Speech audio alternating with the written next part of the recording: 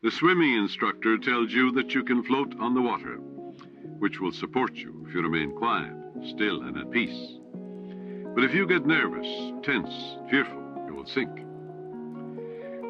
When you are seeking wealth, prosperity, success, or spiritual healing, or anything, feel that you're immersed in the holy omnipresence. Like you feel you're in the ocean or in a swimming pool.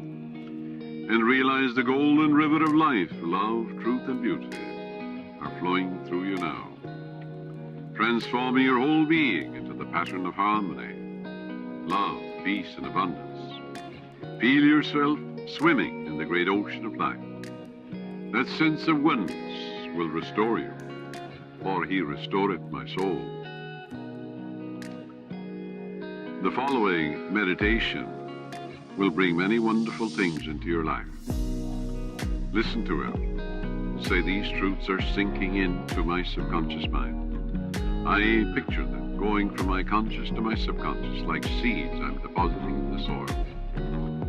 I know that I'm old-fashioned and create my own destiny. My faith is in the infinite being which created all things.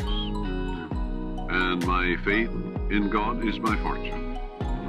This means an abiding faith in all things good. I live in the joyous expectancy of the best, and only the best comes to me. I know the harvest I will reap in the future, because all my thoughts are God's thoughts. And the power of God is with my thoughts of good. My thoughts are the seeds of goodness, truth, beauty, and abundance. I now place my thoughts of love, peace, joy, success, abundance, security, and goodwill in the garden of my mind. This is God's garden. The glory and beauty of God will be expressed in my life, and I will know my garden will yield an abundant harvest. From this moment forward, I express life, love, and truth. I am radiantly happy and prosperous in all my ways. And God multiplies my good exceedingly. To prosper means to succeed, to thrive, to turn out well. In other words, when you are prospering, you're expanding, growing spiritually, mentally, financially, socially, and intellectually. Never be envious or jealous of another person's wealth or promotion or their diamonds or jewels, for that would impoverish you. That would attract lack and limitation to you. Rejoice in their success, in their prosperity, and their wealth, and wish for them greater riches, because what you wish for the other, you're wishing for yourself, for you're the only thinker. What you think about the other, you're creating in your own mind and body and experience, and also your pocketbook. This is why you rejoice in the success and the prosperity and the millions that others have. In order to truly prosper, it is necessary that you become a channel through which the life principle flows freely, harmoniously, joyously, and lovingly. I suggest that you establish a definite method of working and thinking, that you practice it regularly and systematically every day. In visualization, you must immediately move in the room with the Lord. You immediately move into the paradise of being, doing, and having the good which you desire. When? This day, now, in the present. So when you visualize and you see and you feel yourself being, doing, and having the good which you desire, don't ever introduce the future as such. Never in your treatment, whether in visualization or affirmation, say, I will be, I'm going to be. It is always, I am. Together, I am. Again, the third time, I am. For the function of visualization is to say, through mental pictures and through feeling, I am. Let the weak say, I will be strong. No, let the weak say what? I am strong. The way to become that which you want to be is to say that you are that. And visualization is probably the most effective way to say that I am. Let the poor say, I will be rich. No, let the poor say what? I am rich. And if you want something in your heart of hearts, you must say, I am the one who has this. Visualization, again, is probably the most effective way to say, I am. I want to put it this way to make it even more clear. I am is said not only verbally. I am is said also visually. I am is also said with the feeling nature. It is not enough for me to stand here and simply say, I am rich. I must say it also visually. And how do I say I am rich visually? By seeing it, by visualization, by imagination. I must feel it. Now, I think this is important, and I want to be redundant about it right here, because we've always taught you to use the power of I am. And at this particular moment, I'm telling you 3 ways to say I am. You say I am verbally. You say I am visually, by visualization. You say I am emotionally, by feeling. Who do you say I am? It really means, who do you say that you are? Who do you see that you are? Who do you feel that you are? Who do you affirm that you are? So you see, I'm pointing out to you now several other ways to say I am. You say that you are verbally. Let's give an example of this. Let's practice it now. I say that I am rich verbally. Let's do that together right now.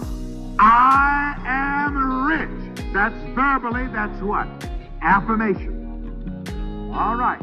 Now visually. Visualization. Now, how are we going to do that? Close your eyes. Whatever.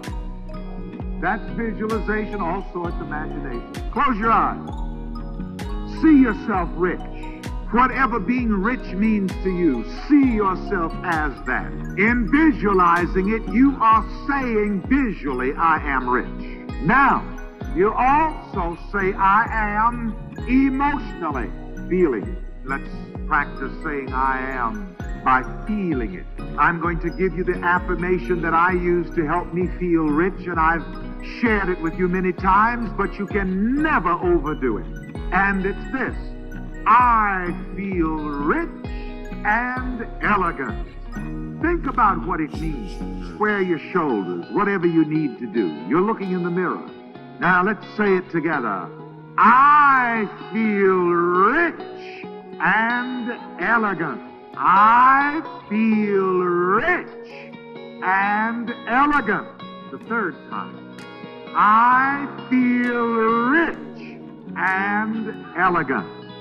What are 3 ways of saying I am? Verbally, visually, emotionally. This is inclusive, not exclusive. Some other ways may come to it. Every day of your life, you must consciously and subconsciously be saying, I am that which I want to be.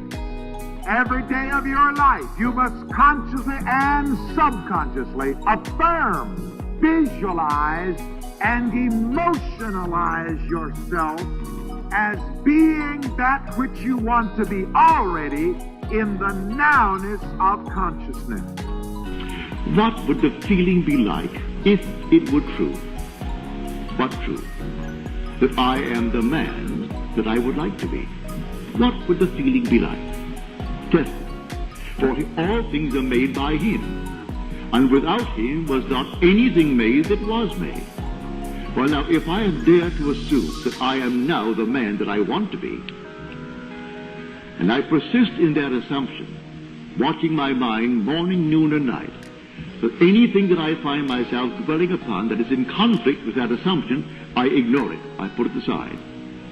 I will be faithful to this divine vision, the vision of myself, So anytime I catch myself daring to feel less than the thing that I'm feeling or trying to externalize in my world, I simply stop it and go back to that assumption that I am the man that I want to be.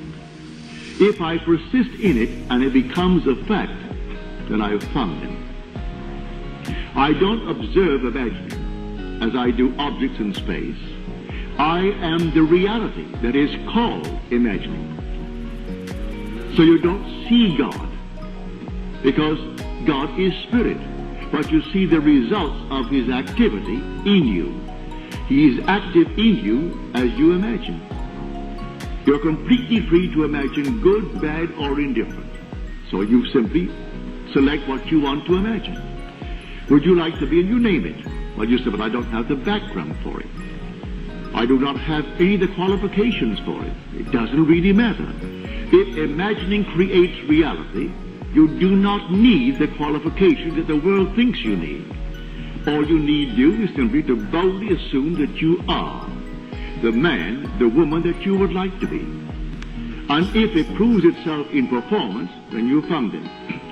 So Paul said to the Athenians, feel after him and you'll find him.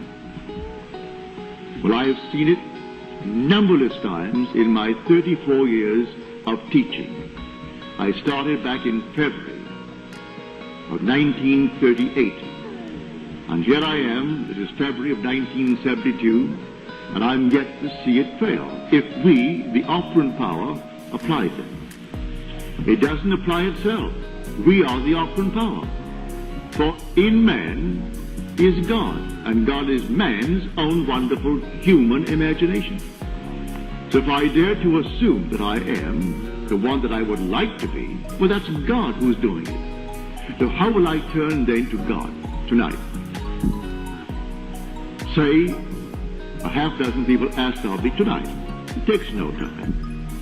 They voiced their request. There's a statement made in the book of John, the epistle of John. If we know that he hears us in whatever we ask of him, we know that we have already obtained the request made of him. Well, when they're talking to me and they say, I would like so-and-so, instantly it comes within the frame of my golden rule. It's something I would like myself. If I were in their present state of consciousness, I would like that. It doesn't violate my rule. It doesn't injure someone. It doesn't take from anyone. Well now, did I hear it? I heard it. Well, if I and my Father are one, well then my Father heard it.